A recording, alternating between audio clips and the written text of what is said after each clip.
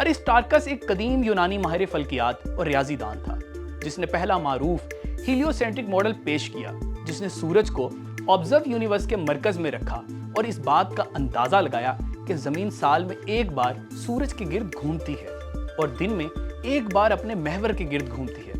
उसने देखा कि सूरज की रोशनी जब चांद ग्रहण के दौरान जमीन पर पड़ती है और चांद पर शेडो बनता है, तो वो चाहे नीचे से पड़ना शुरू हो या दाएं या बाएं, साया हमेशा कर्व और गोल शेप में ही बनता है। सिर्फ एक ही शेप ऐसी है जिस पर रोशनी किसी भी डायरेक्शन से दी जाए और इसका साया भी हमेशा कर्व बनता हो, तो वो चीज स्फीयर होगी, तकरीबन गोल।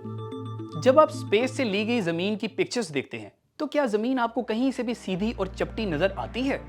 क्या ये तस्वीरें अब तक आपको फेक लगती हैं? अगर ये सब चीजें फेक हैं, तो क्या आपको अंदाजा है कि इस रिसर्च पर अरबों खरबों डॉलर्स हर साल लगाए जाते हैं?